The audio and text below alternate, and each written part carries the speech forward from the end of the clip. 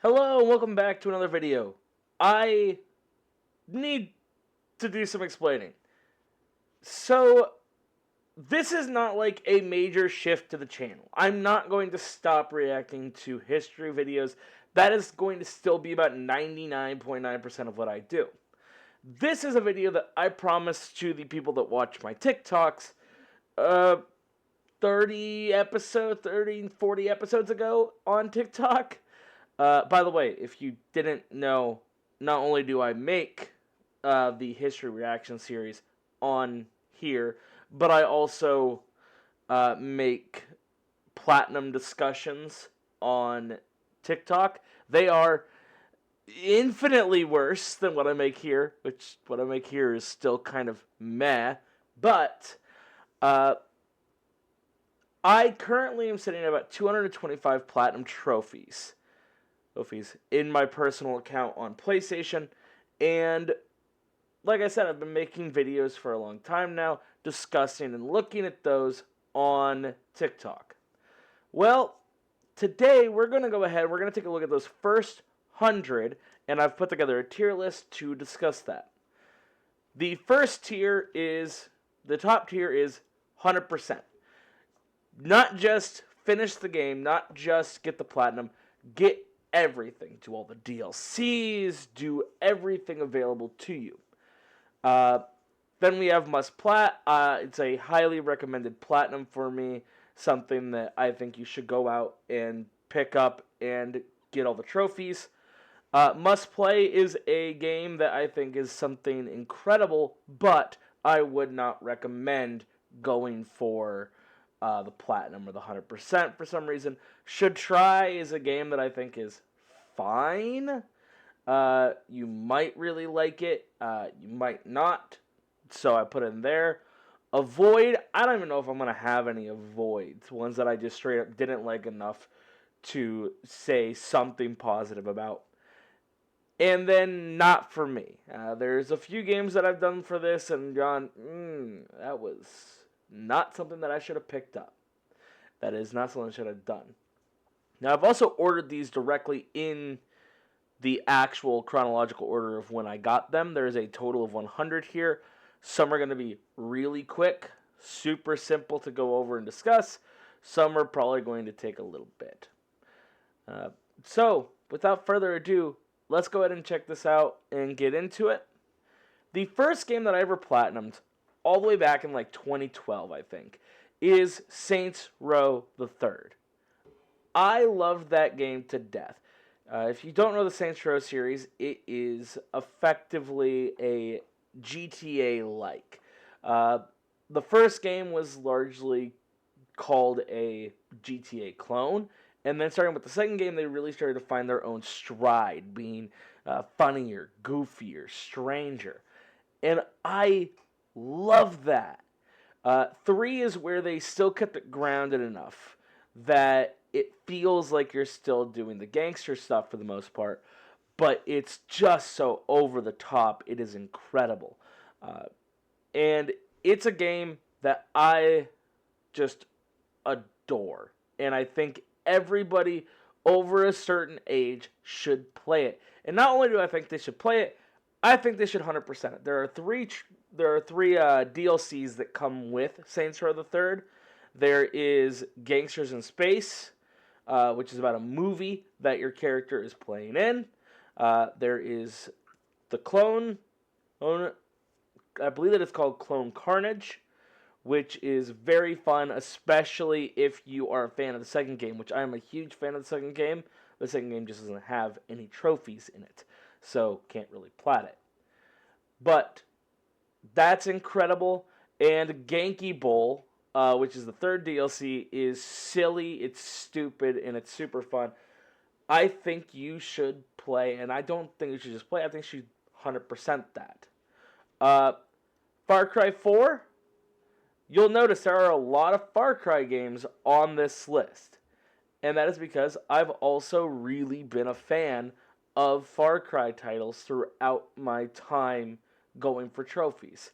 They tend to be really satisfying. The first person gunplay is really good. The stories tend to be interesting, if not a bit kooky.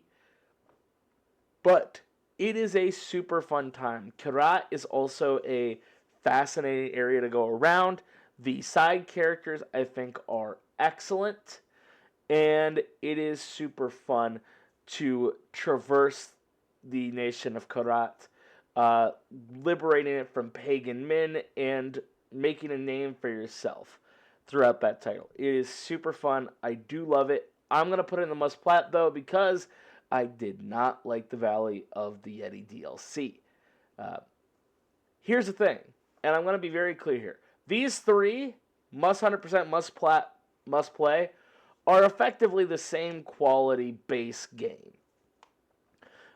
You'll see later on, there are usually some things that hold back me saying go for the 100%, something stupid usually. And that does not diminish it as a game, it just affects how much I'd be willing to suggest someone actually try for that or push for it. So in this case, because of the fact that the Valley of the Yeti DLC is not great, it's going in the must plat. Grim Fandango is a weird one. I love this game, and I'm putting in the must plat. This is where things get a little bit weird. For games that don't have DLC, I'm going to use the plat one just because of the fact that I want to make it clear that it does not have that extra content. But Grim Fandango is a remaster of a point-and-click adventure from, I believe, LucasArts back in the 90s. It follows Manny Calavera, who is basically an afterlife salesman. He goes to different people, tells them the plans that they have to get them to the underworld and how that's going to work out. And you are trying to get to the next part of your afterlife. You're basically trying to find someone who got wronged early on in the game because your boss is basically embezzling the best tickets into the afterlife. This game is fascinating. It is super fun. I love it to death. Now we're moving on to Grand Theft Auto 5.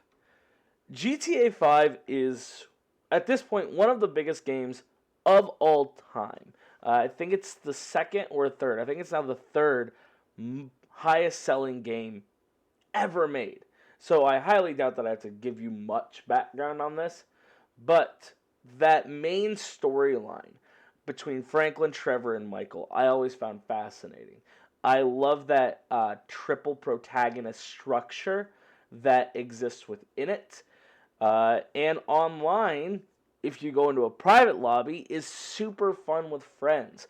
There's so much intrigue to be had between the businesses that they've added. Just literally a decade's worth of online content has really stacked up.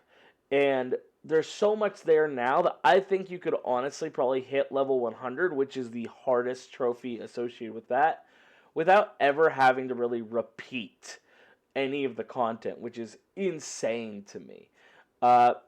There are some really annoying trophies that makes me go, I don't know if I want to put it up here. That might bum it down to the most play. But overall, I do think that it is a must plat. I think that you have to pick it up. I think you have to enjoy it. And I think you have to go through that incredible story. Get the 100% in the story.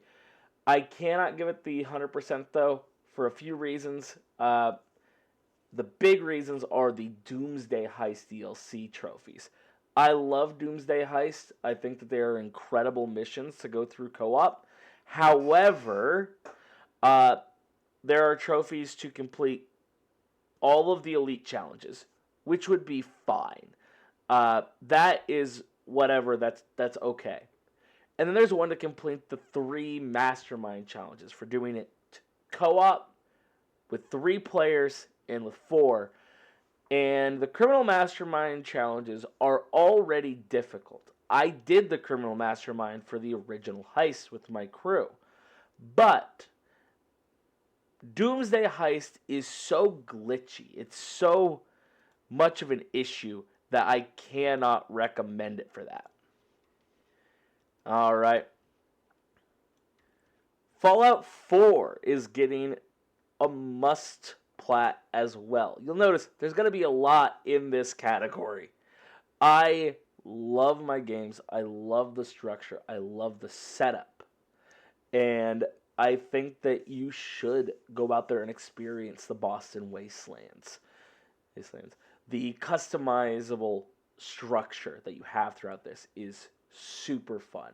And I do love it to death. Now, there are a few things. The DLC trophies get a little bit funky and a little bit overdone. Specifically when it comes to like the workshop DLCs. They aren't fun. I never enjoyed them. Now, to be fair, that's entirely dependent on you. I've known people that have spent hours specifically just with the workshop features and really fine-tuning them to work the way that they like them. That wasn't me. That wasn't what I wanted. And so that just gets a must plat. I love the Fallout games, but not getting 100% from me there. Game of Thrones, the Telltale series, gets... Yeah, I'm going to give it that. I was debating just giving it the must play. The thing is, all you have to do for any of the Telltale games, except for one, is finish the game and you get the platinum. And so if I recommend the game, it's going to have to get the must plat. I don't think that Game of Thrones is the best one of these. I'm talking myself out of it. This is a weird one, and I am giving it a must play.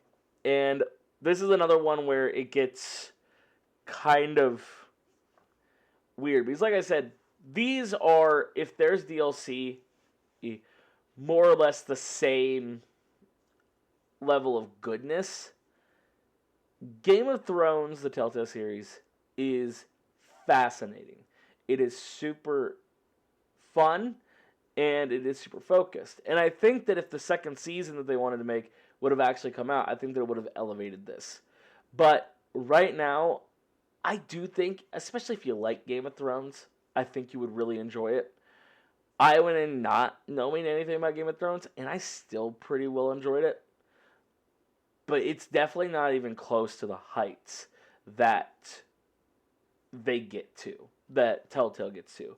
And that's where we get to the next Telltale game, which is Tales from the Borderlands, which I'm giving a must 100%. Tales from the Borderlands is an incredible title. The story that you find is so freaking funny throughout the entire thing, which everybody thought was going to be a disaster. I remember seeing this and being like, why are they making that in the Borderlands universe? Borderlands is not a story title. It's not something that focuses on that. It's the gunplay that everybody wants. Turns out, I was wrong, because I love this game. And the duo that you're primarily working with is super good. Their chemistry is amazing as they work together. There's very few dull moments in this series. And, God, this is the thing with Telltale games. I'm largely going to give very little on the story. Just kind of some of the setup here. Because I don't want to spoil anything. That's the whole point of a Telltale game, is the story. And in that same vein, Minecraft Story Mode is getting a must plat. This is a very good game. I very much so enjoy it. I never played the DLCs, and I don't even think they're available anymore. I don't know if you can actually buy Minecraft Story Mode anymore. I know that you can't buy the second season, and even if you buy the physical version of the second season, it doesn't have all the episodes on it, and because of the way that they dealt with the licensing issues, it's just straight up impossible to get now. So I think that's actually what happened with the DLCs for the first game. So I think it's impossible to 100% it now. But I do highly recommend it. I enjoyed it quite a bit. And that is the same category that Sleeping Dogs Definitive Edition for the PS4 is going into. You know what? I'm going to move my camera down because I think we're going to fill up this piece pretty thoroughly. Whereas the bottom two categories, not so much. So we're going to move that down right now, and we're going to stick with that. Wei Shen and his time infiltrating the Sun On Yi triad in Hong Kong is just amazing. The way that he works with Winston and Jackie is just so clearly that they knew what it meant to write community care and community love into the story. And the actual story itself is super fun. Seeing the takedown of this organization from the inside is incredible. And I do highly recommend playing through this. The combat being a mix between the Arkham fighting system and more traditional third-person shooting in other segments is really satisfying. And the gun, and the not just the gunplay or the fist fighting, but the driving feels incredible throughout most of this game. It's not perfect, but this is one of the best open world crime games I've ever played. And I highly recommend you go out and play it. Minecraft. This is the PS4 version now. And the PS4 version I'm giving a must plat. Minecraft is such a creative playground for people to play in. And it is a necessary effort. Do I think Minecraft is for everybody? No. But that open, randomly generated world is so satisfying and so good to explore and experiment with on most days. And I gotta say, I love it to death. It is my most played game on the PS4, and for good reason. I have to recommend the Platinum Trophy for Minecraft. Borderlands. This is the first one. Let's plat. This is going to be my longest category because I don't really plat games that I don't like, that I don't enjoy. And Borderlands is a game that I adore. My brother and I picked this up in high school. We tore through it. We loved the DLCs. The DLCs are so fun. There's a few things holding it back. The story is non-existent, effectively, in Borderlands, which is fine. There's no story in Minecraft, but it does kind of hurt when you're like, I want to know why we care. And the game does seem like it wants you to be interested.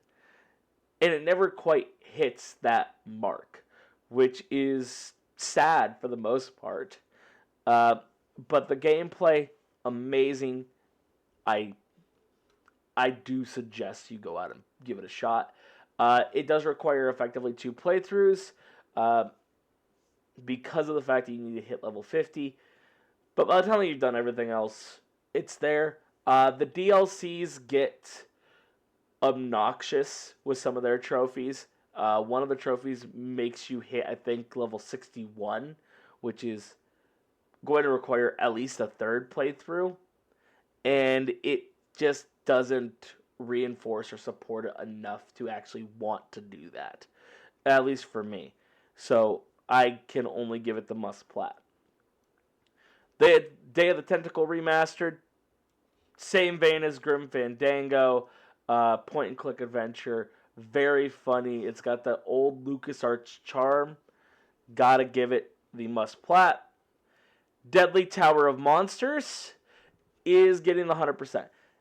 It is a short game. It's like 6 hours. And it's the first game that I ever platinumed in a single sitting. I remember this coming up as a PS Plus free title and going like, I'll give it a shot. I'm not a big twin stick shooter guy.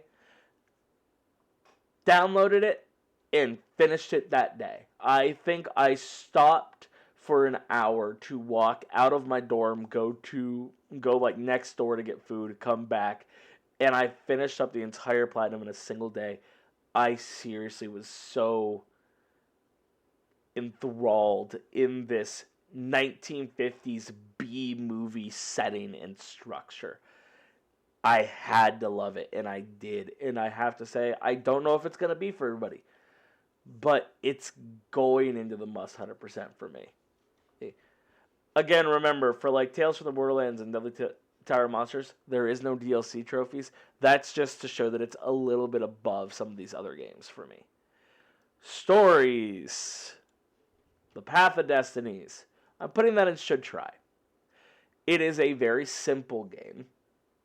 It's got some fun ideas. The art itself is very cute. It's very eye-catching throughout most of it.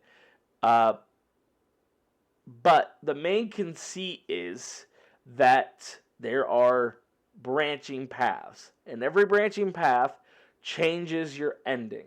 So there's something crazy like 40 endings to this game. I don't remember how many exactly. But ultimately, because of that, it ends up overstaying its welcome. It's so simple that it's satisfying the first couple hours, and then it becomes monotonous by the end. And so I wouldn't even say that it's a must finish. I'd say that it's a should try. Get a couple runs in, see if you want to go the rest of the way, but that's the best I can do for it. Sadly, I had another category, which was duplicates, that I was just going to dump some of these in, because this is the PS3 version, which is also going to, of course, just get dropped into must plat. Pretty simple. Walking Dead is getting a must plat. Not because of the fact that I don't think it deserves the must 100%. I think that the story of Clem is so good, is so well written, is so structured. Her and Lee are the perfect combo. Whereas in Tales from the Borderlands, the main characters are a perfect comedic combo. These are a perfect pull on your heartstrings, dramatic combo. And it is a story that needs to be seen. Now, I think that there are some low points.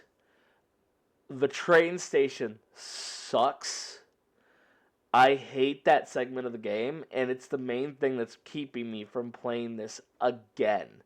Because I've been debating going through and doing like all the Walking Dead games now that the final season is fully out. But that, just the idea of doing that stupid train station section like an hour in the middle of the game makes me go, I don't want to do it. And that seriously hurts it. I do think that it is well worth playing through the first time. You need to see the emotional climax that happens in the 5th season for this, in the 5th episode for this. But because of the fact that the DLC I just never picked up, I never cared to pick up, and because of that stupid train station segment, it gets dropped from must 100% to must plat. Until Dawn is getting a must play. I love Until Dawn. I love the old 80s slasher flicks. I love the creature features that came out throughout the period. And I love the fact that this is a send up and a love letter to those. The thing is, I think that this game is at its best when you play through it naturally and enjoy it throughout the process. Which means that this is definitely going to take you multiple runs, because you've got to do a run where everybody dies and a run where everybody survives. But that is kind of problematic because of the fact that if, say, 1 or 2 people dies, you're already looking at 3 playthroughs instead. Uh, and this is a game that is severely damaged for its enjoyment with a guide. Shockingly, my group managed to survive on the first attempt without a guide. Uh, we basically got a group of our friends together in college, and we each took a role and played through the game with each of us controlling somebody. And I have no idea how that happened. I have no idea how on earth we managed to survive the whole thing, because there's some really counterintuitive points where people should die. But we didn't, and as a result, I really wanted to go back through the game, see what some of the death scenes looked like, and collect the collectibles, which is all you really need for the platinum. I don't think that it is a bad game. I think that you should 100% play through it, and I would even recommend the platinum if you enjoy the first playthrough. But I'm putting it in must play because it's a much more kind of wishy-washy. If you really love it in the first run, then you'll probably be fine playing through it and getting the platinum. But I'm putting it in must play. Tropico 5 is getting a must play. I love this game. I love that term. No, you know what? Forget it. It's getting a must plat. The problem with the game is, very simply, multiplayer trophies. And this is a game that is, I think, a decade old now. Its online servers are dead. You need to find someone on the PlayStation subreddit, or the PlayStation subreddit, or the trophy subreddit, or PSN profiles. One of those, and actually find somebody else who is also looking for it, which I'm sure is getting narrower and narrower with each passing year. I got lucky enough that I found somebody fairly quickly, and we knocked it out pretty easily and pretty fast. All the scenarios in the game, super fun. There's a lot of good comedy built into this. It is a great title, and I do highly recommend you play it. The DLCs are unnecessary and plentiful, so keep that in mind. Destroy All Humans, PS2 classic, very fun, campy, 50s alien, the classic grays that you're playing as when you're playing as the Furons. It is just perfect in the way that it satirizes the Red Scare era Americas of the 50s. It is super fun. Darksiders.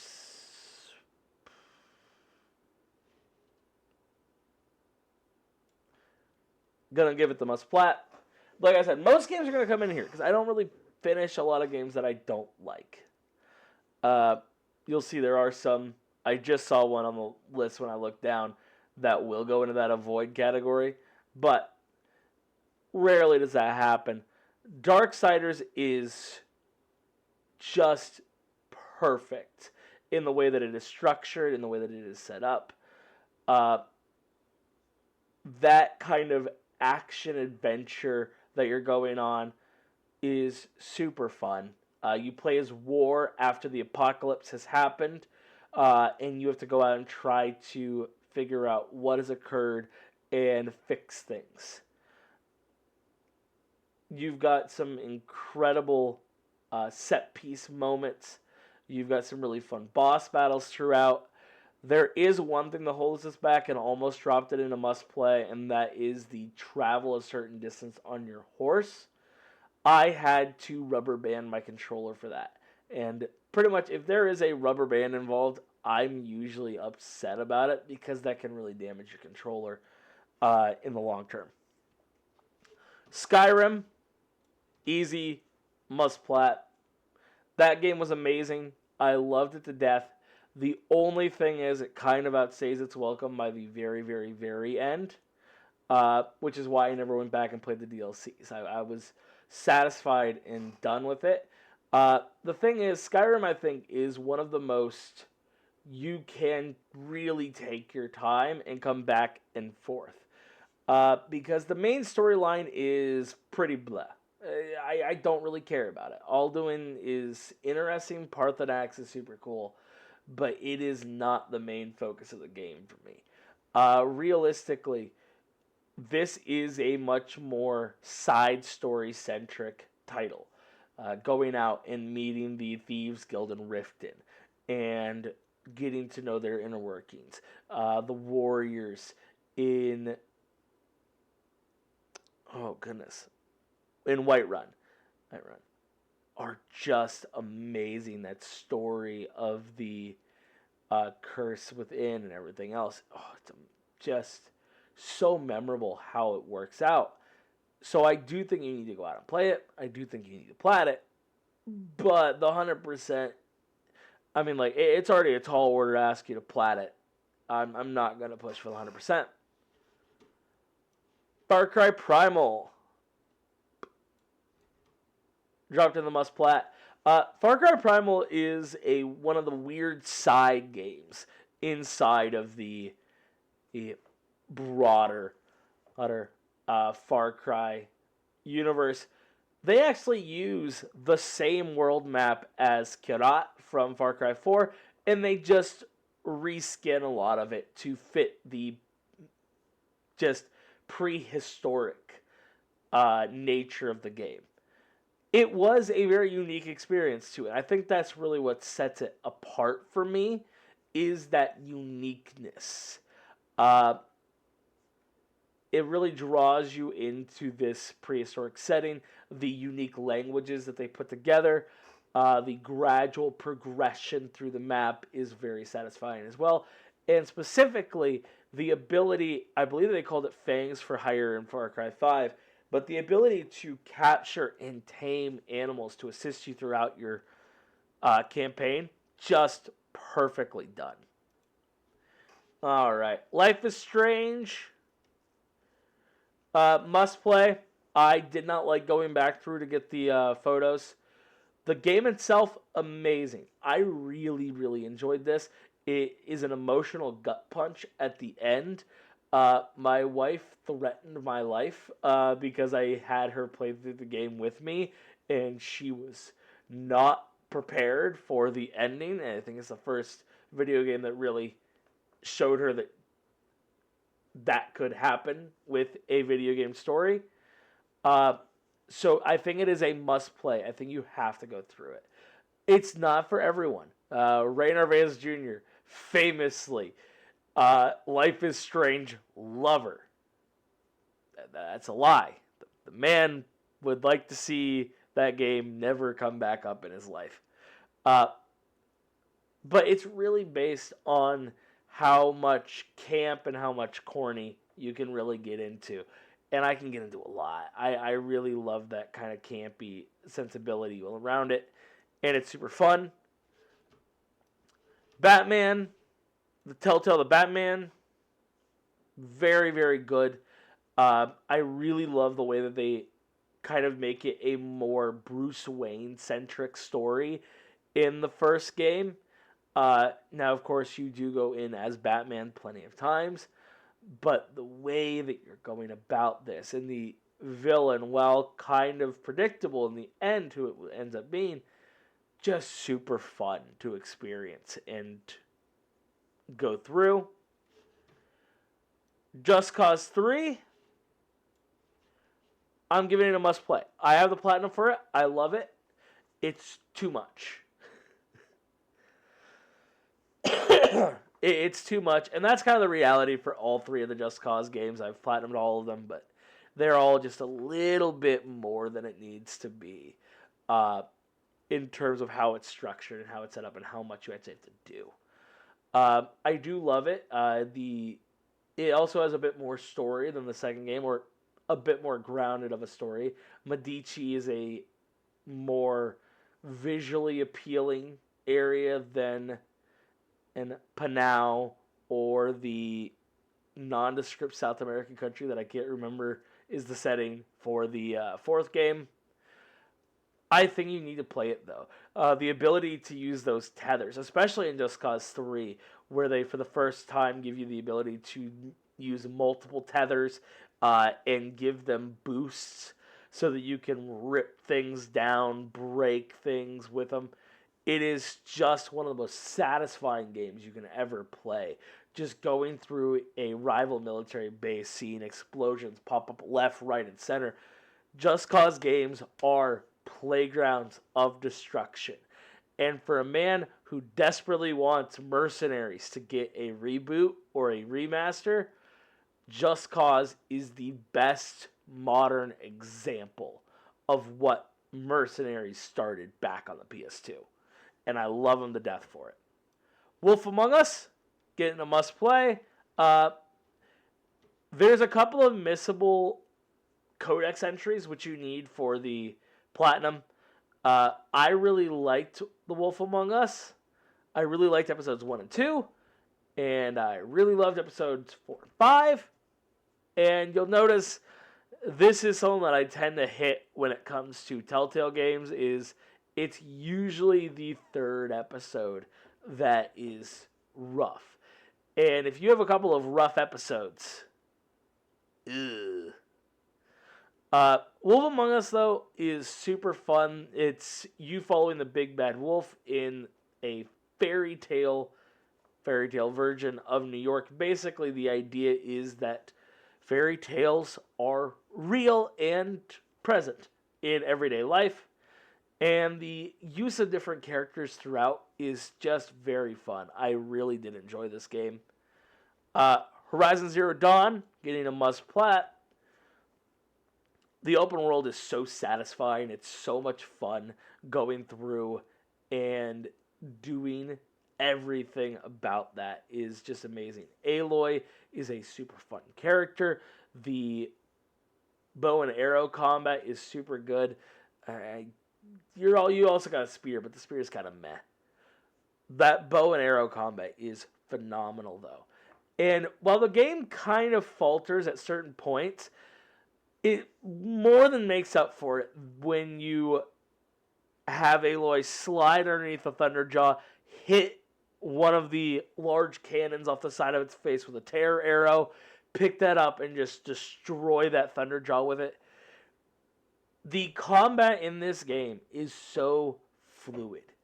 The story is good. This post-apocalyptic Earth and finding out what happened to it is fascinating. But, oh my god, it is so much better in the gameplay department.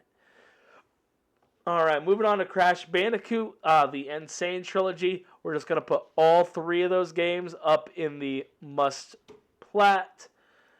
There are a few DLCs that they put out. They put out Stormy Ascent and Future Tense, I think it's called, for Crash Warped, which is the third game. But the trilogy is so strong, and I love it so much. I never played them as a kid. I'd never even really gotten into 2D platformers as a kid.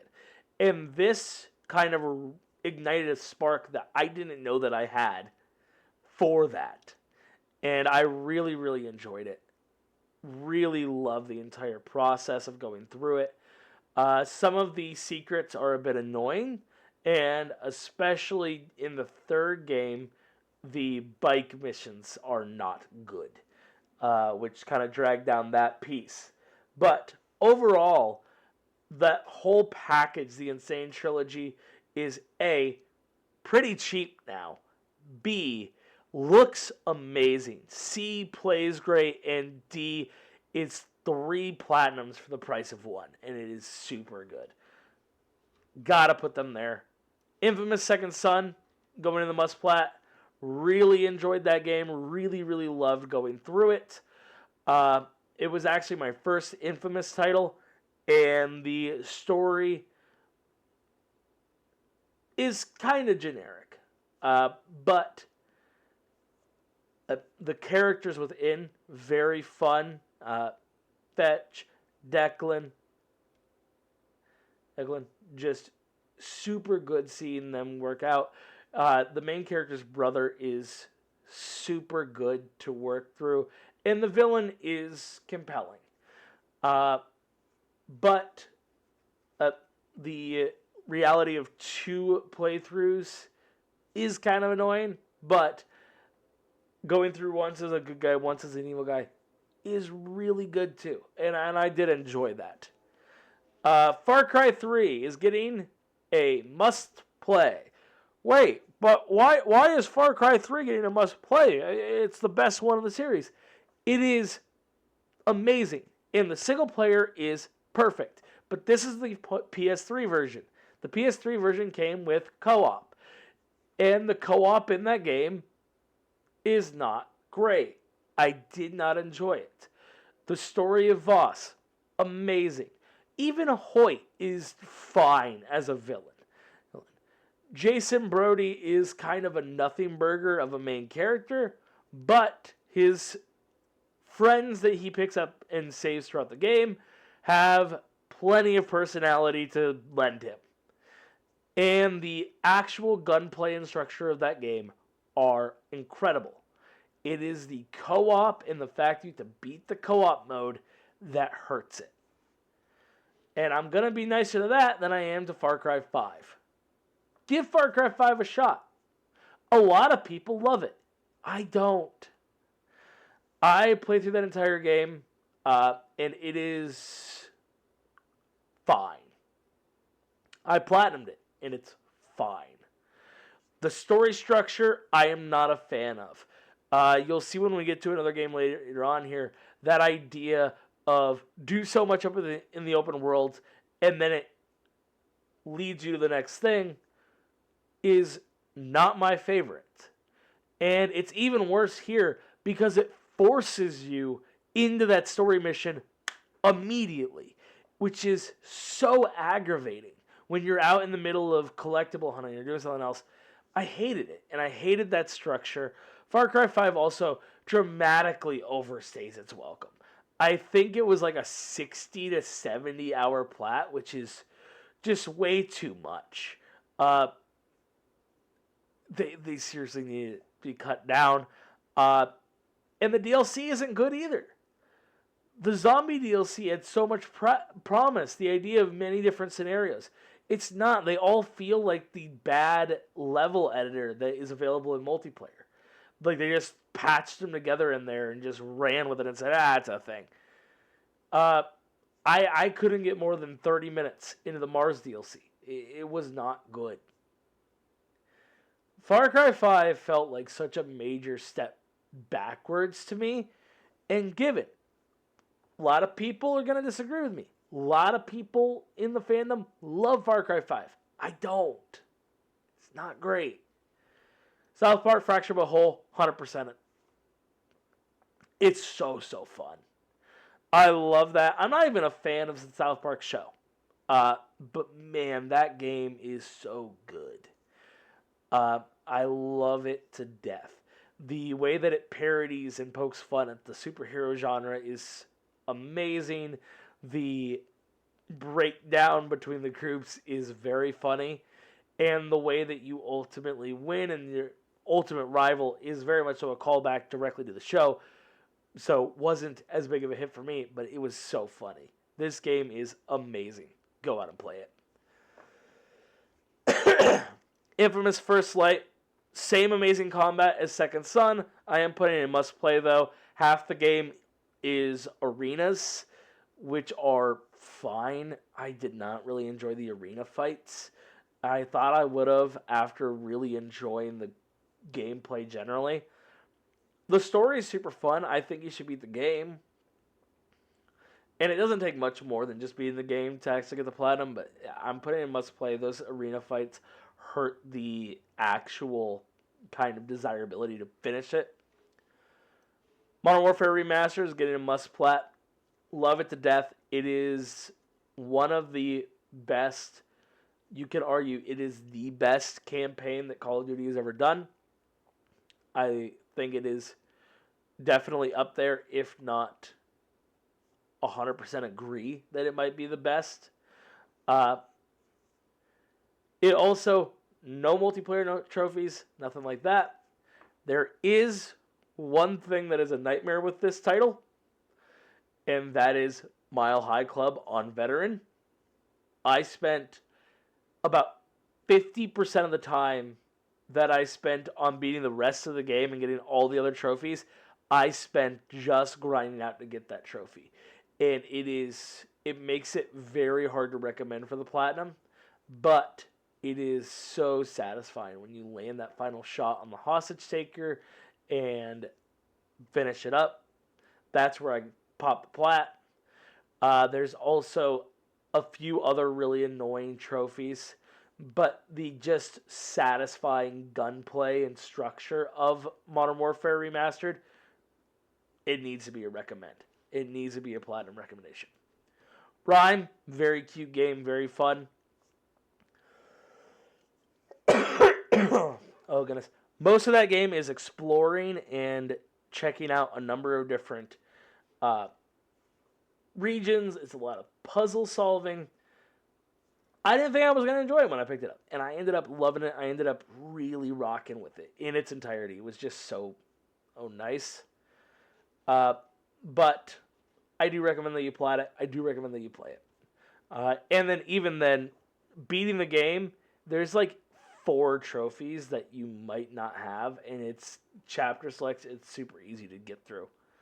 Peggle 2, must plat. Amazing game. I know that the Peggle games started off as mobile titles, but I really enjoyed playing the first game. When I saw it on PlayStation, I picked it up, and man, it is just like the first game, except better. And the DLC characters that they let you have make the platinum so much simpler and so much easier. I need to recommend it. It is amazing. I love that game to death. Bully, must plat. I still think it is one of the best games that Rockstar has ever put out. I've now played through a lot of their catalog. And Bully, that time with Jimmy Hopkins at Bulworth Academy, making friends, making alliances, exploring the town, exploring the school, are just so satisfying. And it needs to be experienced by more people. I love this game to death, and the fact that it is now, I believe you can just have it if you have the Rockstar Plus or whatever they call it. If you already do that for like GTA or something, I wouldn't. But if you do, you need to go out and play this. It's free for you to download, I believe. And not just that, it is really easy to just pick it up for like $10 on a lot of sales and rock through it. It is an amazing game. You need to give it a shot. Batman Enemy Within is going into must play. And here's the thing. Kind of like Game of Thrones, it is really good for the most part. But a few things get wonky. It kind of overstays its welcome, and it more or less removes Batman for like 75%. I really love the ability to go back and forth in the first game, and the fact that you are stuck as Bruce for pretty much the entire time with no choice in it really does hurt it, I think. But it is still great. I do love the way that it plays out. It is also one of the first games that I've seen that has really distinctly from them that showed, oh, wow, it doesn't really matter sometimes what choices you make. Because, for instance, a certain character should become a villain if you let a specific bad thing happen to them. Well, if you go in and save that person from it happening, they still become the villain. And really, for no good reason. It makes no sense to turn. And that does kind of hurt my enjoyment for it. God of War 2018 goes into the must 100%.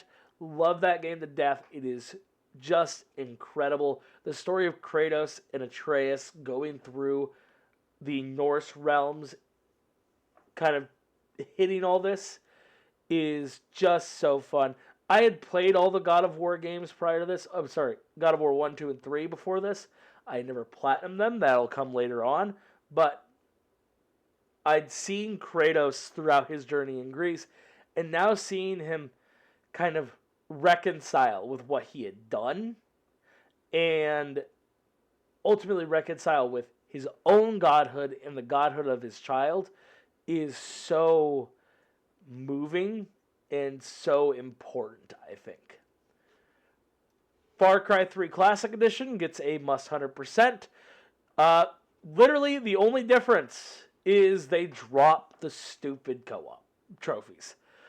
I'm sure there's people that like the co-op trophies for Far Cry 3. I didn't.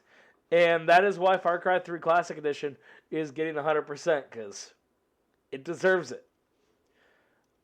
Going in 100% as well, all 3 Spyro games, Spyro the Dragon, Spyro Ruthless Rage, and Spyro Year of the Dragon, all just brilliant titles, going through, gradually expanding Spyro's arsenal throughout, and all the gems, not to mention the fact that the ability to use your companion, Sparks, to tell where the rest of the collectibles are. It's super fun. It's super good. I love it.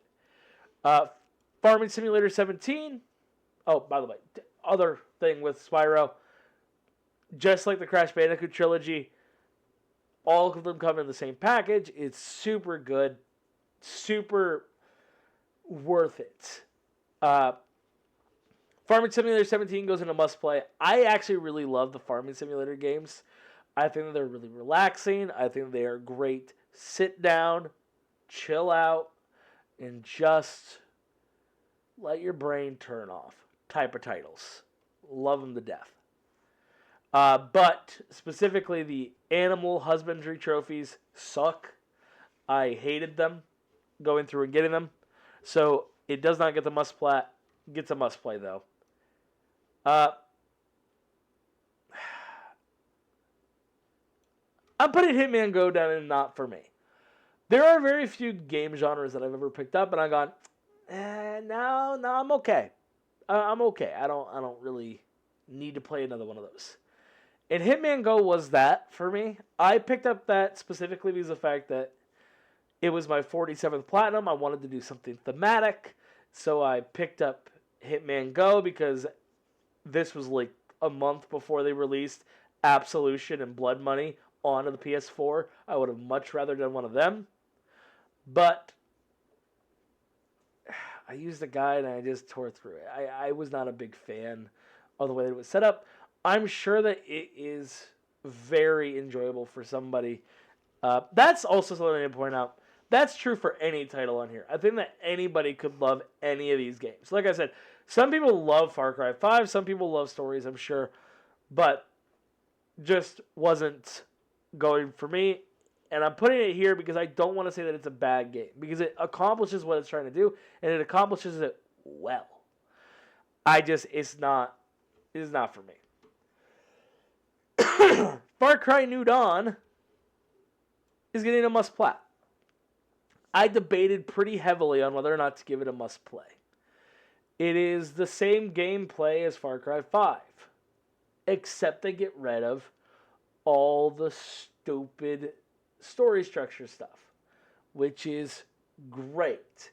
The twins are not super relatable, but the rest of the story that you are experiencing as you go through this post-apocalyptic Montana is super fun.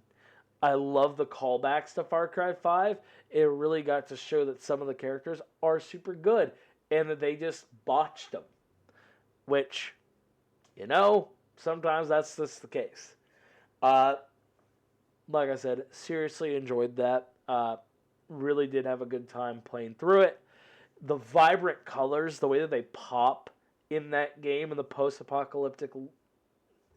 I'm so used to like a Fallout structure where the bombs drop and everything sucks, everything's brown. There is more color in Far Cry New Dawn than in all of Far Cry 5. They also reduced the map size, which sounds like a negative. It manages to take away a lot of the bloating that I feel like hurt Far Cry 5 for me. And I expected this game to be meh.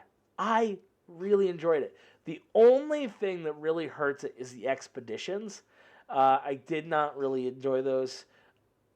Here's the thing. I enjoyed those once. You have to effectively run through each expedition 4 times, which is so stupid. Now, thankfully, I did have a co-op partner to go through those with, but was not as fun as you would hope. I'm putting Spider-Man, PS4 Spider-Man, in Must Plat. I have not played the DLCs. I actually might. It just went on to PS Plus right now, so I might go through and finally do those. But when I got done with the game, I was perfectly content, and I didn't really care to go for the DLCs. So, I love this game. Peter Parker's story in here is so good. It's one of the best depictions of Aunt May, I think, in any Spider-Man media. And the way that you're going through and basically showing that Spider-Man is a local New York hero is just amazing. And I really love it for that. Just Cause 4, also going into must play. Same reasons as Just Cause 3. It's more the same. It's actually a little bit worse than Just Cause 3. It's not as fun. It's not as innovative. But I still really enjoyed it. It doesn't go quite as over the top as 3 does, which I think hurts it a little bit. But it is so much fun to go through and experience just the destructive capabilities in that title. Now we get to the first of a large number of Assassin's Creed games. I'll kind of just blast through Assassin's Creed games as we hit this. Assassin's Creed 2 is going in the must plat. Love that game to death. It is super satisfying to go through. It would be in the must 100%, except 2 things really hurt it. The necessity for the flags hurts it. Sorry, not the flags, the feathers. You don't actually need to get the flags. And some of the DLC that they added back in was pretty meh, I think. But seriously, this first outing as Ezio Auditore is so good, and the ability to build up your own villa. I love when games do that. I love when games can give you a home base that really feels like you're changing things and that you're adding to it. We'll talk more about the Ezio trilogy as we get along here, but it's the first game. It's the simplest of the 3, but it still holds up, and it is still amazing. This is not Surgeon Simulator. This is Surgeon Simulator Experience Reality. It's the VR version. And the VR version is perfection. Whereas the base game is a Rage Gamer's just perfect choice. Because it's so aggravating, the purposefully bad controls. This gets really minute. And it gets really fun. There's something so satisfying again about easily cracking the ribs, pulling it out, properly cutting things where they need to be cut. It is so good. And then even beyond that, some of the stupider trophies. One of them is to kill a patient in 30 seconds. Being able to go in VR, grab a TV, rip it off the wall, and just slam it into somebody's head is so objectively silly that it really does make this a necessary experience. All right. Dragon Age Inquisition is going into must plat. I love this game to death. I actually have all the trophies for it. I cannot recommend that, though. All of the extra backtracking and weird things you have to do for the specifically the second DLC is not great, and the Winter Shards in the Jaws of Hakan DLC suck. I hate going for them, so those really kind of prevent it from getting into the must 100%. But this game itself follows the Inquisitor, an individual who was originally blamed for a massive series of destructive things that happen at the Conclave, which is trying to end the Mage versus Templar civil war in Thedas. It is so good. I love this game to death. The storytelling that you have is excellent. The characters are so good because a good BioWare game, a good RPG, lives and dies by their companions. And boy, does this game live by their companions. There are so many super satisfying, super fun individuals throughout this. I love it to death. It needs to go into the must-plat. Even beyond that, it's one of my most played games ever. I think now, between all my playthroughs, I'm at almost 400 hours. And like Assassin's Creed 2, actually, you get to build up your own base. Skyhold is so good to see gradually expand and build out as you become a more powerful individual. And seeing the changes that happen around the world as you send out groups to do expeditions, to repair bridges, build docks, do this, do that. It is super satisfying throughout the game, and I love it so much. The other thing, just, it is such a good continuation of the issues that had already been set up and continuing to explore some of them. The DLCs are also very good for the most part. Trespasser is a must-play. Jaws of Akan is amazing. I do not like the Descent DLC. It's more of a direct... What's the right term? The Descent DLC is more like a direct gauntlet, which is fine. The combat is okay, but it is not the star of the show, and I don't really enjoy the Descent because of that. AC Brotherhood is going to go above AC2, actually. It is my favorite of the original run before the RPG titles. It goes into the must 100%, which, to be fair, you have to 100% it to get the platinum anyway, but the broader scope in Rome, it's weird, because Rome is the singular location for this game. However, it still feels far more interesting than a lot of the side places in Venezia or Florence in 2. Those cities are great in those games, but there's a lot of kind of dead area. Whereas in AC2's Rome, pretty much everywhere feels like it is important and that it is regularly being used. The ability to also train up and bring in your own assassins is really what elevates this for me. The ability to have assistance and show that you are more than just an individual in this fight is amazing. Ghost Recon Wildlands, it's too big for its own good. Too much to do for its own good. And it ultimately kind of kills the vibe by the end. I do love it a ton. This game was super, super fun to go through. And weirdly, I had more fun after I hit max level than I did before. The tiers, the like delta tiers that you unlock after you've already hit max level, were way more interesting and way more engaging to get. But man, you're talking probably 20 hours before you get to that point. And while the game is very, very good, the gunplay is excellent, the co-op aspect is super fun, ultimately it just overstays its welcome, and I would not recommend going for the platinum for it, which sucks. I really want to recommend it. But either way, great game. Really loved it.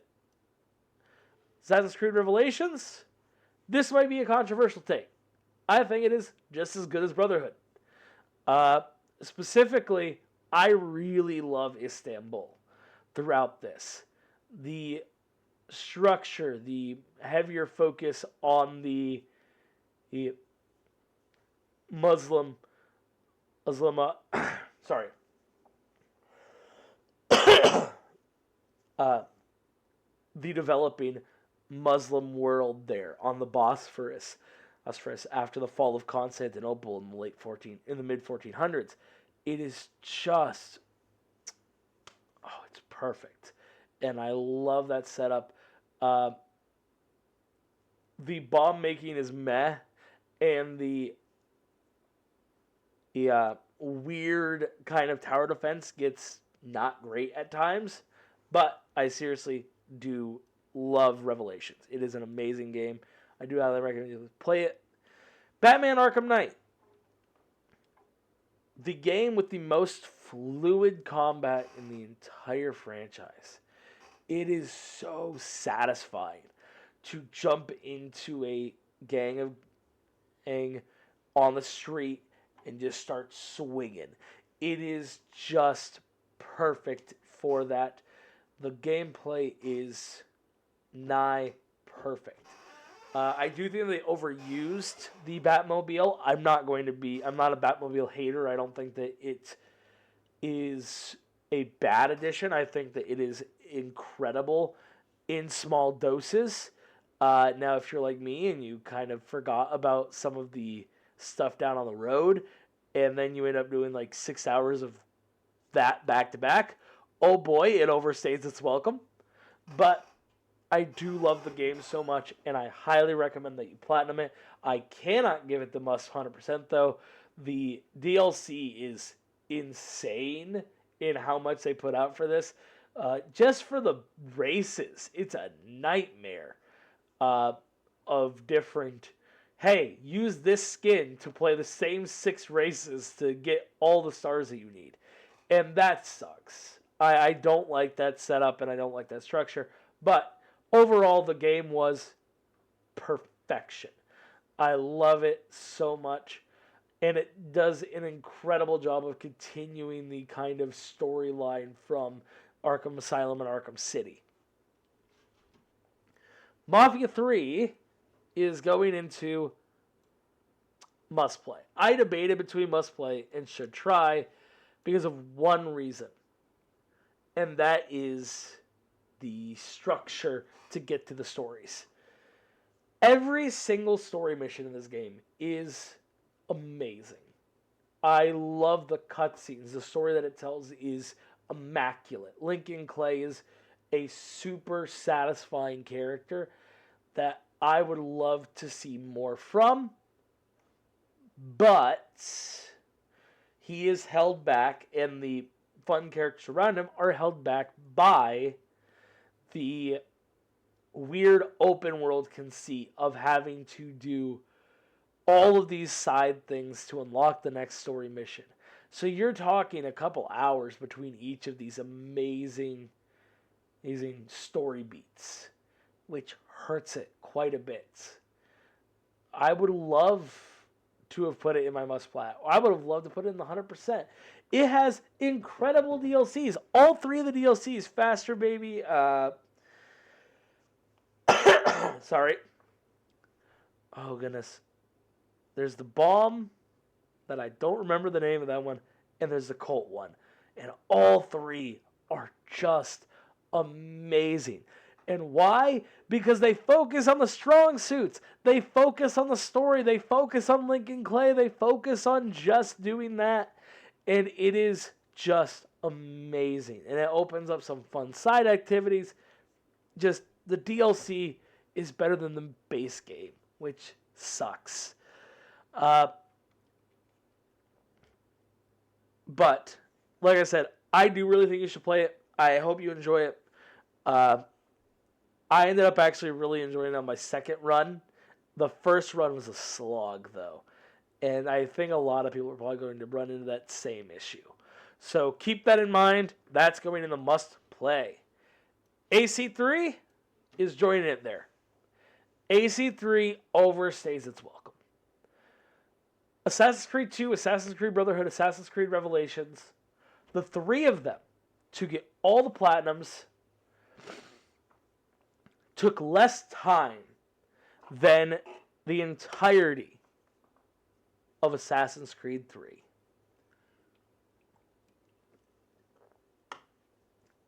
Which sucks. I want to love this game, and I do. The historic American revolutionary setting is great. I love the way that it's structured. I love all the characters they put in. From Charles Lee, that slimy son of a gun, to Haymitch, to George Washington and Ben Franklin. It is so fascinating to go through. And I really did love it. It's all the extra stuff. It's another platinum trophy that just gets bogged down in, well, they should do 1,000,001 things to get there. And I do get it. It should be earned. But it is rough. And it's also got, I know some people really like it. I hated the Tyranny of King Washington DLCs. They were slogs to me. And they just did not hit like I wanted them to, or like I hoped that they would. Alright, Call of Duty Modern Warfare, the reboot this time, is incredible. And I think that it laid such a strong groundwork for what newer Call of Duties could have been, and then they immediately threw that out the window. Sorry, I'm a little salty. But that idea of being more tactical, being a bit slower and more deliberate in your actions. Kill House is one of the best missions ever put to a COD game. I will stand by that fact. That slow and deliberate action is so good, and I love it to death. And this game overall was just perfection. And building off of this to put out Warzone was amazing. This is also a Call of Duty that only requires single-player trophies. You can get the entire platinum, never touching multiplayer, never touching Warzone. But I do recommend it. The gunplay, that slower, the tilt was just satisfying, the way that it was structured and set up. I know that I'm talking in circles at this point, but I really love this reboot. I do. And then I feel like they botch it in the second one, and then they definitely botched it in the third one, if you didn't think they botched it in the second one. But that's besides the point. We'll eventually get back to another Call of Duty at some point, but yeah, Call of Duty Modern Warfare, that revamped modern setting is amazing, and I love it. Assassin's Creed Liberation is getting a must-plat. I can already hear people angry. Why are you putting Liberation as a must-plat and you're putting 3 as a must-play? The answer is pretty simple. Liberation does not overstay its welcome. Now, to be fair, it has plenty of faults, don't get me wrong. You can tell that it was designed for portable consoles. The missions are short and choppy. The story is hit or miss at a lot of different points. And you can tell that it's because of the fact that it's set up for that, hey, I'm on the bus, I can do a quick 5-minute mission, but I can't do a big 20-minute section. But that also limits the moments where they could theoretically make it difficult or make it problematic to go through. And it is so satisfying. Also, Aveline's 3 different setups, being from a higher class family inside of New Orleans during this period, gives her a very privileged and unique spot. Her ability to go out as an assassin gives her her full range of weaponry. And her ability to go out and, as an African American woman, disguise herself into these plantations as a slave, adds a lot of variability. That is such a fascinating peak. And seeing her balance those different identities is super cool. Aveline is one of the most underrated AC protagonists. I don't think that she gets enough limelight here. I don't think that there is enough to call her one of the best, but she is definitely one of the most underrated and should be respected as one of the higher echelon, I think. All right. Assassin's Creed Black Flag gets a must play. Don't kill me. Don't kill me. I know. This is the most fun I had in an AC game up to that point. The naval combat is amazing. The Jackdaw is one of the most satisfying things I've ever had the privilege of using and playing through with. The upgrades are super satisfying. The open world, hitting the high seas, raiding caravans. Oh my god, there is nothing that compares in any AC game before it. Is barely matched in the next game, and effectively hasn't been there since. And it makes it a very fascinating case for what they could do. There are two glaring issues for me. A lot of the on-the-ground work is not great. I do not like the modern segments. To be fair, I really was never a big fan of any of the modern segments in any of the games. But I was not a big fan of the modern segments, the structure, the way that it was set up. Being just some random worker at the company was meh. Especially after, while I didn't like the older setup, I at least I could care about Desmond and the way that he was portrayed. I didn't feel anything for the guy in Black Flag. But bringing it back around, the thing that really kills this is the multiplayer. Having to hit level 55, especially as late as I joined into this game and I started playing this, oh, it was a nightmare. Oh, it sucked.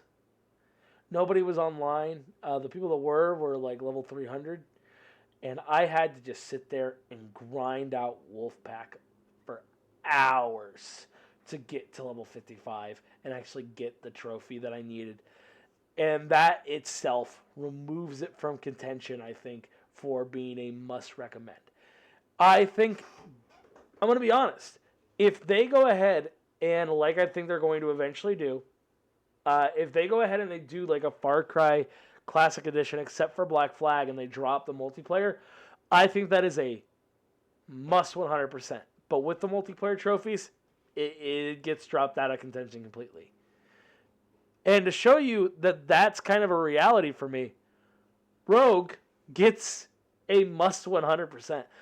I love Rogue. Rogue takes the basis that's built on by two prior games, both Black Flag and Assassin's Creed 3, puts it into a smaller, tighter package and says, have at it, and you're the bad guy, and you're playing as a Templar. Up to this point, I had played so many AC games back to back to back in a matter of months that I needed something different. I needed something to hit right. And this is it. Rogue was the difference. Rogue brought in all the same gameplay that I already loved with reworkings to some of the amazing aspects that had already been done, and really gave me something to care about again, and in differentiation and in uniqueness. And I love that. Shay McCormick's ship is not quite as good as the Jackdaw. All the individual parts are a little bit worse than where they came from, but the whole picture comes together so cleanly. The way that it the river combat. Now, this is one thing that I do need to complain about as a history guy and a geography guy. The the map is a nightmare. It makes no sense. It's so stupid. But everything else, perfect. I love it. And I hope you do too. Seriously, go out 100% Rogue. It is so good. Dragon Age Origins, one of my favorite games ever, is getting a must play. You play as the Warden, a character who just went through one of 6 horrific ordeals dependent on your character's origin, whether it be dwarf commoner, dwarf noble, human or elf mage, a city elf, a Dalish elf, a human noble. Oh god, are there 7? There might be 7 origins. It's so much. There's so many different unique intros. Not to mention the fact that the later game is just so open-ended. You get through the opening segment, you get through your origin, you get through your initiation, you get through the tutorial region, you get through Lothering, and then everything opens up. There are multiple different places that you can all choose to go immediately. The freedom of choice in Dragon Age Origins is just perfect. And the way that you can gradually expand your cast of characters, your party, is amazing. Every one of these characters hits right, and I love them for that. It is just fascinating to see how everything comes together. The DLC makes things better, specifically Shale. Shale is such a fun DLC character, being a golem who is sentient. It is so enjoyable. So let's clear some things up. Why is it getting a must play? Well, it's not getting a must 100% because of the Golems of Umgarok and Witch Hunt DLCs. They're both good. You can get all the trophies in those just fine. The problem comes in the Darkspawn Chronicles, where you have to manage to keep everything alive, which is a nightmare in the way that is set up. That's neither here nor there.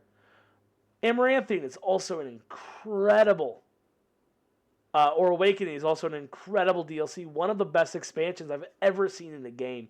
Taking you post-campaign and post-Blight to the Amaranthine Coast and dealing with a new series of Darkspawn threats that are so fascinating to deal with and experience. It's the Darkspawn Chronicles that really hurt it from the 100%. But the thing that drops it out of the must plat is the Blight Queller trophy.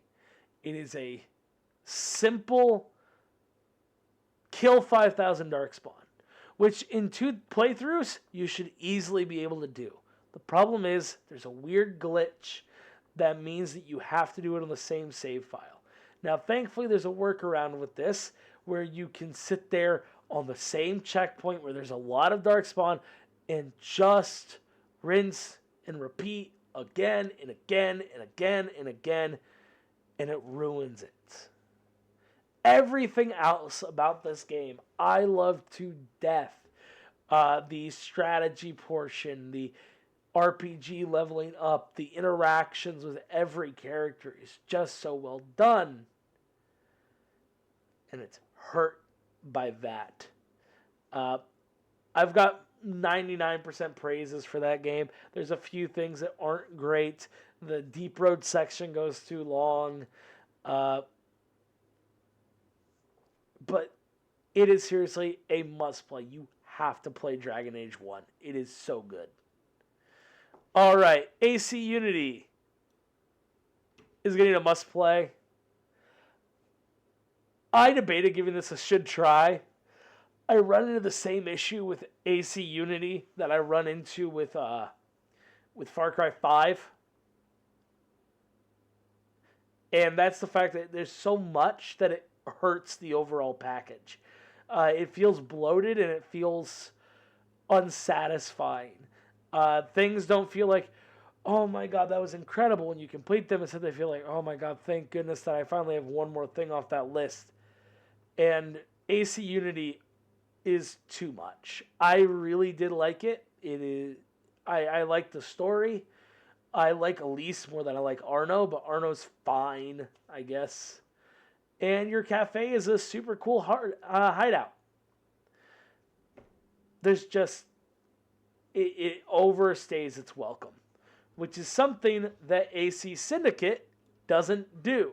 Its time in London is perfectly structured, is perfectly set up, and it is so satisfying to zipline from building to building and experience these narratives. And there's a fair bit of replayability, especially with a lot of the side missions, in the fact that you can play as one of two characters, Evie or Jacob Fry. Now, I do think that Evie is the more interesting of the two characters, but they are fascinating. Uh, it does not get the 100%, mostly because I did not like the Jack the Ripper DLC. And I could even force myself to start the Maharajas of India DLC. But the game is very satisfying. It is very fun to go through and experience. Besides the point, London looks amazing. And the detail is so cool to see as someone who loves that history and the structure.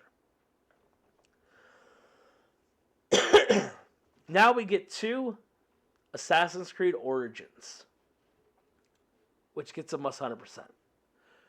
But Sandman, you just said the Unity and 3 were too much all on top.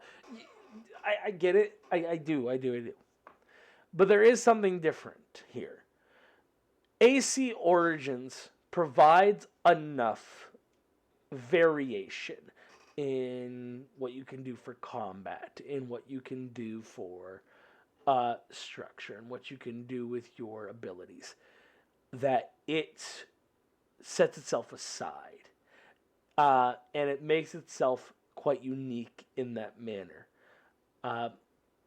I spent 100 hours in this game, and it really didn't feel like much. And I think it's because of the history lover part of my brain. Whereas AC Syndicate's London and AC Unity's Paris are fascinating and super cool to see and work with. A lot of the most important structures from those are still standing. And I think that's what makes Origins so fascinating, that they've managed to recreate much of this world of antiquity and really provide a uniqueness that I absolutely adored. And I think it is my favorite Assassin's Creed. Now, given, maybe it's because of the fact that I was looking for a new setup, a new style, after so much of the traditional format. But seriously, I loved it to death. It's so good. Everybody's Gone on the Rapture gets a must play. That game is a walking simulator where you are going through an English valley after some kind of cataclysm took everyone. And you're seeing their memories and their stories. And this is one of the first games that I, much like if we go back to the Deadly Tower of Monsters, in playing through this game the first time, I'm like, I'll play like an hour of it, see if I like it. And then I finished it in a single sitting. I went through the whole thing, experienced the entire valley, and just had an amazing time seeing all of these different options, all these different things happening. It was pretty much perfection, and I thought that it was amazing for that. Now, there is so much backtracking, so many different times that you have to do the game, that I cannot recommend it for a platinum. But I have to recommend that you go through and play a Raise Gone in the Rapture. It is just fascinating. All right. Saints Row Gat Out of Hell is bad. It sucks. It basically takes the same superhero structure as Saints Row 4, which we'll get to in a minute, and it turns it up and it turns it down to -3.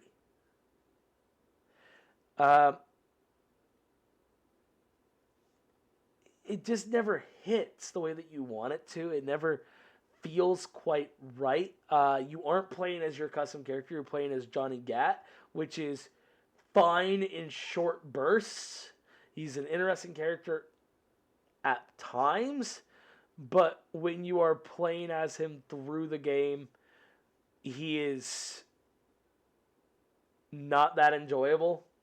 Kenzie Washington is a better choice, I think, if you're going through the game, but I would not recommend it. So much of the title as well is just building up kills with different weapons for the different challenges, or doing the same couple of activities over and over and over again without too many unique aspects. There are some cool things in here. You get to see the Winter Twins from 3 and 4, or from 3, which is super fun to see them again. They were super good characters. You get to see your rival from Saints Row 2. You get to meet these other characters that you would never be able to meet in these.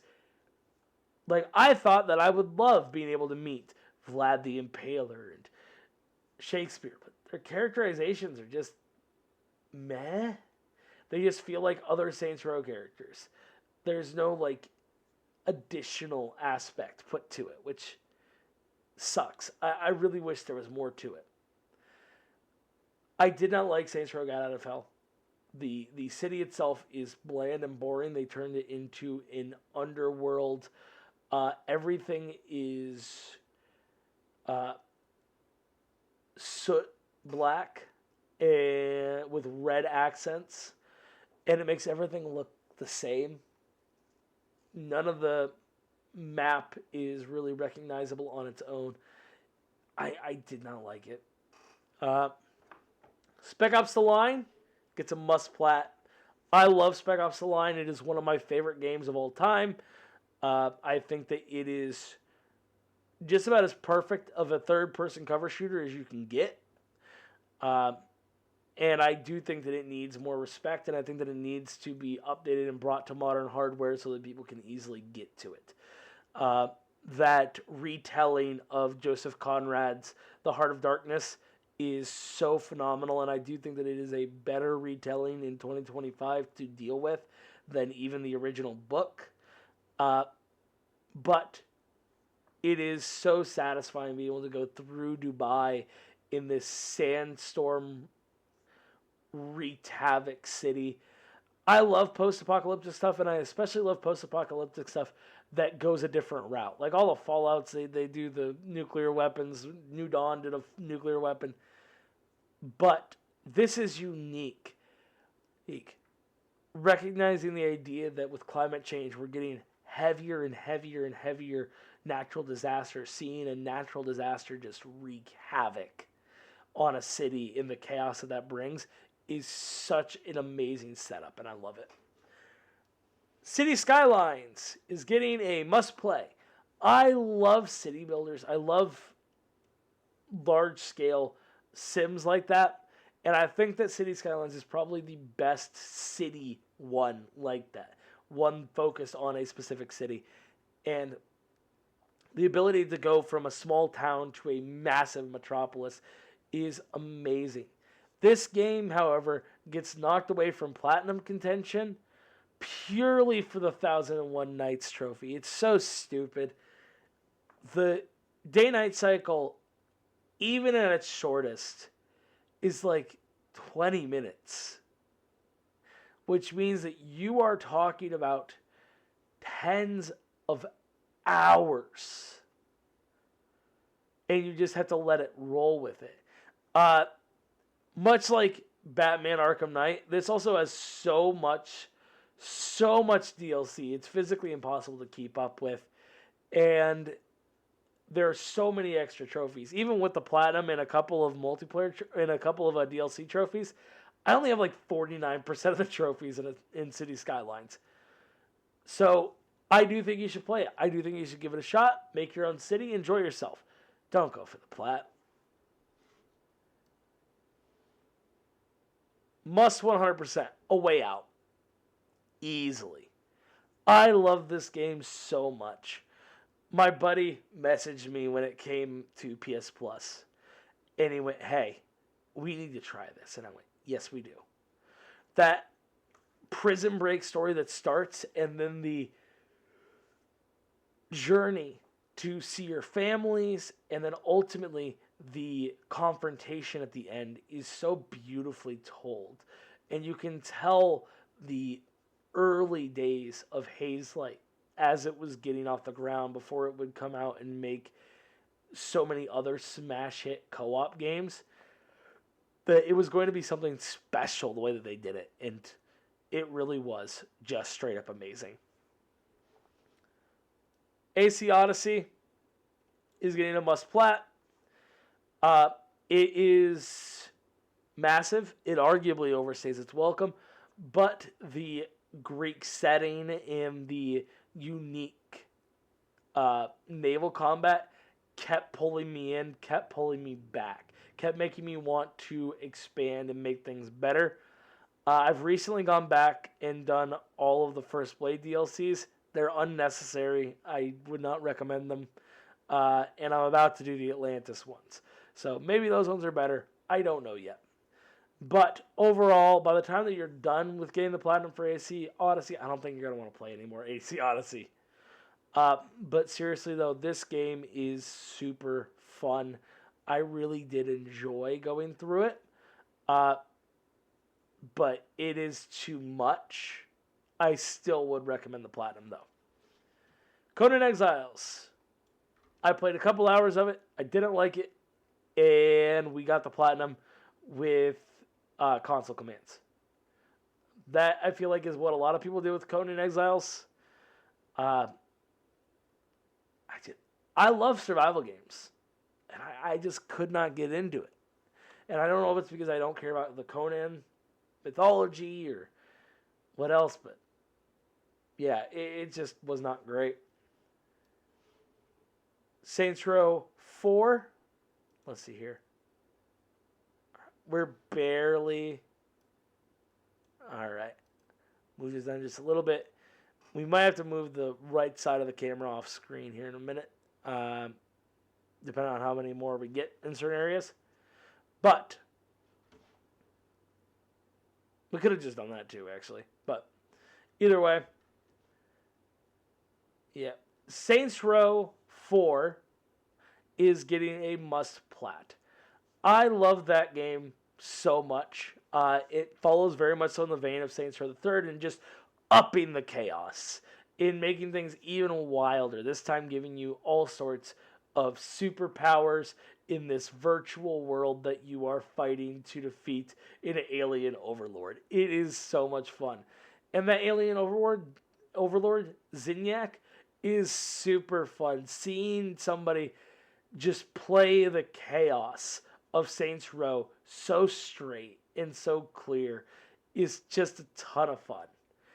And the reason why it gets this is because the DLC is not nearly as fun as Saints Row the Third. It runs into a few pretty major issues. Enter the Dominatrix sucks. I did not like that DLC at all. How the Saints Save Christmas is neat one time, but it is definitely not something to go back to. But the game itself is so fun just to run around and play with those superpowers. It's great. Should try is Guardians of the Galaxy, the Telltale series. Not the really good, more recent one. The Telltale series is really hit or miss. It would be in a void if it weren't for the third, fourth, and fifth episodes. I hated the first two episodes. They were not good. Killing Thanos immediately is cool, but the character that they have come in as the villain is not interesting at the beginning. The constant bickering and fighting of the Guardians, while I get the idea, is just not fun. The third episode was a marked improvement, but it still wasn't great. And then 4 and 5 I finished in a single sitting. They were so fun. But you have to go through like half the game before it's getting good. And that should not be how it is. Try the first episode. If you like the first episode, just know that everything's going to get better. Because I did not like that first episode at all. Ghost of Tsushima gets a must platinum. The online trophies that they added later on make it pretty much impossible to suggest a 100% run. But I do think that this game is amazing.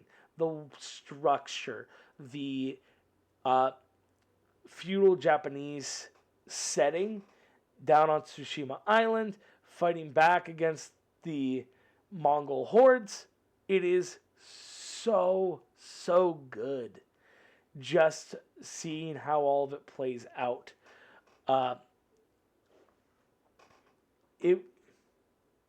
Jin's ability to mix it up between that ghost combat, that stealthy stuff that he learns from Yuna, and the samurai skills that he learned from his uncle are just both so much fun to play through and do what you need to in that game. And it is just a great time. Sleeping Dogs, this is why I was going to put a duplicates one, just to keep it from taking up too much space. Sleeping Dogs, just like the definitive edition, is going back into must plat. Love it. DLC is worth it to play through, but not the 100%, I think. Donut County is a simple, fun, Katamari-esque game where you're gradually making a larger and larger hole to take larger and larger objects into it, and the story is effectively non-existent. But the gameplay is cozy and sweet, and it is a definite recommend for going through it and platinuming it. But I put it 100% because I really love this game, and I think that the art style is really charming. I think that the dialogue, even if the story is kind of whatever, the dialogue and the structure is just so fun to see them play out. I love it. Mud Runner, I'm putting that in must play. You're not going to like it.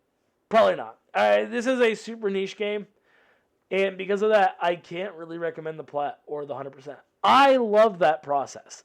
I love that slow, methodical process to get the platinum. Most people aren't.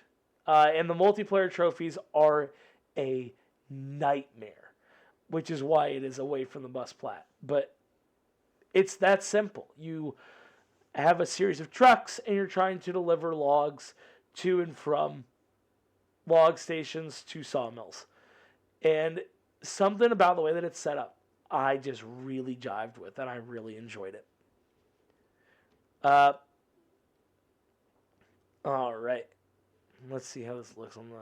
All right. God of War Chains of Olympus. This was originally a PSP game. I loved it. It's a must plat. It seriously is just a grand old time. The extra costumes are super fun if you have to go in for a second run. But it is one of the God of War games that you really don't have to think about as much, and that you can really just enjoy your time playing this crazy action, a hack and slash combat that you get with the God of War games. God of War 1 is also getting a must plat. The speed of Jason McDonald platinum or gold trophy is kind of annoying because if you botch it, you are going to have to restart from the beginning. Same thing with the collectibles. You miss the collectibles, you're in trouble. Although there are multiple chests for the collectibles in each area, so you should be fine. Like I said though, it's very good. God of War 2, kind of a filler game. I recently beat that again on the PS Vita. I really like it. There's a lot of great boss fights. A lot of really good setup, a lot of good storytelling, but never quite reaches the heights of 1 or 3, I don't think. Which brings us to God of War 3, which goes into must 100%.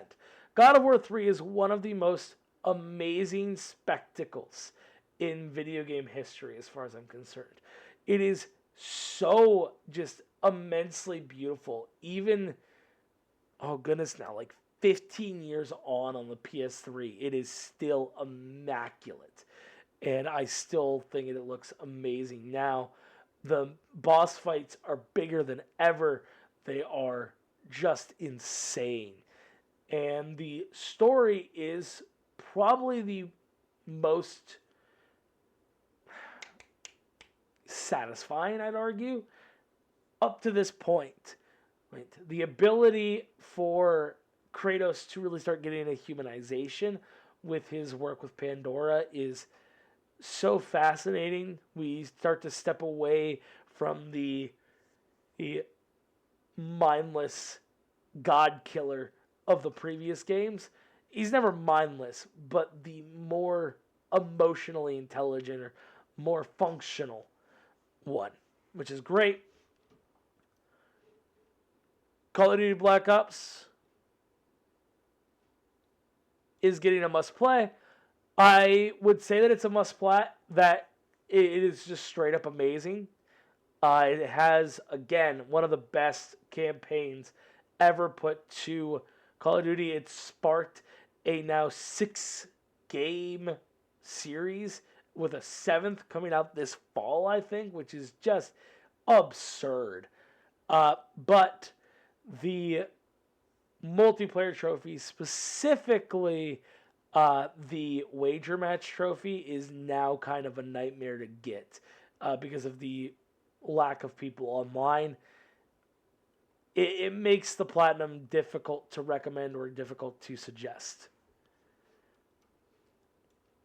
Injustice 2, another game that I absolutely love. Injustice 2 has such a phenomenal fighting game story, bouncing through this continued rivalry between Batman and Superman in the Injustice universe, with the eventual arrival of a larger threat that forces them to work together. It is great. I love it. This game loses out on its plat recommendation for one reason, and it's a trophy called Catfight, where you have to, I believe, defeat Cheetah as Catwoman with a very specific move that you have to get through either randomized boxes or mastery towers, which means beating the entire max leveling your character and then doing this. It is a nightmare. I really wish I had another way to put it, but that trophy doubled my time to plat, and I cannot recommend Injustice 2's plat as a result. God of War Ghost of Sparta, another great game. Another previously PSP portable game. Both of those titles are just super fun, super satisfying to play, but they don't hit the highs that the main games do, which makes sense. Mortal Kombat 11, I'm going to put that in the must plat. The addition of the AI fighter makes the obscene grind to 250 towers much more palatable. The only thing that is kind of an annoyance here is the oh goodness, what is it? The skulls that you have to get from doing a certain number of brutalities. That unlocks something in the crypt that you need for a trophy. But overall, game's amazing. The fighting is fluid and clear. It is also just very satisfying to hit a good combo throughout Mortal Kombat 11. Mortal Kombat 11 also has an amazing story. You dealing with the threat of Kronika and her time-bending powers is fascinating. And the combining of the multiple timelines is just super fun. Watch Dogs is getting a must-play. I did not care for this game as much. I think that it's fine. I should have just put one that is like, it's fine. But I did not like Aiden Pierce as a character. He's really wooden, I feel, and does not hit the highs that I'd want a character to hit. Especially for one that's supposed to have as an emotional of a story as Aiden Pierce. Dragon Age 2 is going into the must plat.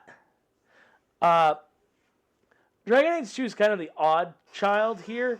It's the only one of the trilogy that we've just discussed that you have to play as a human, and I kind of get it. It tells a much smaller, much more stopgap story in the overall structure, completely contained within a singular city and region, but it also has some of the greatest characters. Hawk themselves can be quite interesting. Your siblings, Bethany and Carter, are quite neat. The DLC is probably the best is probably the most consistently good out of the 3 older games. You have beat it on hard, but it's not really that bad. It also is the first game in the series that kind of switches to a more action-centric gameplay style that is continued in Inquisition and then completely changed in Vanguard. Away from the more static style of combat of Origins. But Dragon Age 2, great game, love it to death. Astro's Playroom, 100% it. It is an amazing game. It is so good to play. It's another platformer, and it is a love letter to PlayStation history. And if you can't tell by this point, I love PlayStation history. I love PlayStation games. I just love games in general. And Astro's Playroom being that love letter, it's such a necessary adventure. Civ 6, I'm giving a must play. There's so much DLC that it's literally impossible for me to put in the must 100%, unless you've got an insane amount of money to throw down on it. But also the Platinum Trophy itself, while the list is not difficult necessarily, there are some real stinkers in there. There's one that's pretty much impossible, I think, to do in a normal playthrough. At least not without some really, really good luck. And that is the Pizza Party Trophy. Also, I love Civ 6. It requires so many different runs that it is not worth it. At least not in a back-to-back manner. I do still love going back and dropping into a Civ 6 game, playing through, probably getting a science victory because that's how I usually play. But it gets knocked out of the plat because of that trophy, and it's kind of annoying because of it. Medieval. Give it a shot. My brother loves this game to death. He's going to be so sad when he sees it get dropped into Should Try. I think that you'd probably like it. I think that it might be my own way that I played it in trying to find every nook and cranny just made it overstay what it was trying to do. And I didn't really enjoy it the first time. I'm planning on going through and playing the PS2 of the PS1 version on the PS5 here soon, seeing if I've changed my mind, but that's neither here nor there. Fallout 3 gets a must plat. I have 100% of this game. I love it to death. All the DLCs are great. Operation Anchorage, while being a bit linear for me for a Fallout game, is very satisfying. Point Lookout is one of the best DLCs they've ever put out. And Broken Steel is a really good continuation of the main story. The main reason why I'm saying just plat it is back on PS3 hardware. And when we're talking PS3 hardware, we've got to talk about some of the issues that run with PS3 hardware. Load times are long. Pop-in is bad. But the game itself is amazing. The story of you trying to find your father and then eventually trying to complete his work is just incredible. But Fallout 3, great game, must plat. All right, No Man's Sky, must play. There's a lot of grinding. There's a lot of specific annoyance within the trophy list. For me, to not be able to really recommend it, especially not to somebody who's early on in their trophy hunting journey or doesn't really like survival games. But I do think that it is a great time. It is super fun. It is super satisfying. And I do ultimately hope that you pick it up and enjoy it. They've added so much stuff over the years. Hello Games has really been cranking out some just incredible things with time. Spider-Man Miles Morales is getting a must plat. You have to beat the game twice, but the game is so satisfying and quick that it's not going to be much of a problem, especially since on the second run, you don't have to do any of the side content or any of the stuff for the 100%. I love this game. The voice actor for Miles Morales is very, very good.